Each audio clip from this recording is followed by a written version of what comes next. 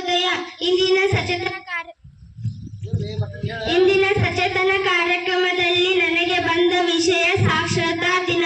ಸಾಕ್ಷರತಾ ದಿನವನ್ನು ಸೆಪ್ಟೆಂಬರ್ 8ರಂದು ಆಚರಿಸಲಾಗುತ್ತದೆ ಮತ್ತು ಇದರ ಪೂರ್ಣ ಹೆಸರು ಅಂತಾರಾಷ್ಟ್ರೀಯ ಸಾಕ್ಷರತಾ ದಿನ. ಈ ದಿನವನ್ನು ಸಮಾಜದಲ್ಲಿ ಸಾಕ್ಷರತಾ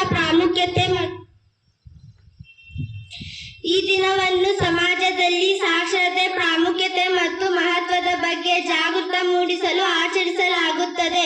ಅಂತಾರಾಷ್ಟ್ರೀಯ ಸಾಕ್ಷರತಾ ದಿನದ ಉದ್ದೇಶ ಪರಿವರ್ತನೆ ಜಗತ್ತಿನಲ್ಲಿ ಸಾಕ್ಷರತೆಯನ್ನು ಉತ್ತೇಜಿಸಲು ಸುಸ್ಥಿರ ಮತ್ತು ಶಾಂತಿಯುತ ಸಮಾಜಗಳಿಗೆ ಅಡಿಪಾಯವನ್ನು ನಿರ್ಮಿಸಲಾಗುವುದು.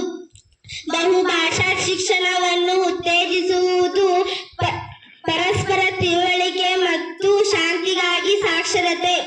ಅಂತಾರಾಷ್ಟ್ರೀಯ ಸಾಕ್ಷರತೆಯ ದಿನದ ಮಹತ್ವ. ಸಾಕ್ಷರತೆ ಎಂದರೆ ಕೇವಲ ಓದುವ ಮತ್ತು ಬರೆಯುವ ಸಾಮರ್ಥ್ಯಕ್ಕಿಂತ ಹೆಚ್ಚಿನದು. ಇದು ಸ್ವತಂತ್ರ ಚಿಂತನೆ, ತಿಳುವಳಿಕೆಯುಳ್ಳ ನಿರ್ಧಾರ ತೆಗೆದುಕೊಳ್ಳುವಿಕೆ, ಸಾಮಾಜಿಕ ಸಂಪರ್ಕ ಮತ್ತು ವೈಯಕ್ತಿಕ ಬೆಳವಣಿಗೆಗೆ ಹೆಬ್ಬಾಗಿಲು.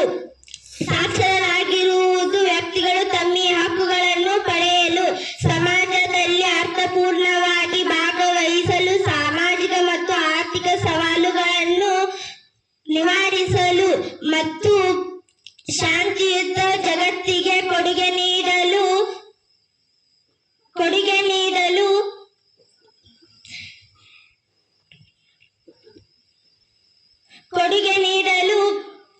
ಆಚರಿಸಲಾಗುತ್ತದೆ.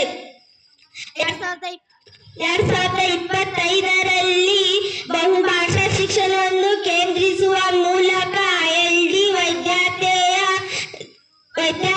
ಮೌಲ್ಯ ಮತ್ತು ಕಲಿಕೆ ಸ್ಥಳೀಯ ಭಾಷೆಗಳ ಪಾತ್ರವನ್ನು ಬಲಪಡಿಸುತ್ತದೆ.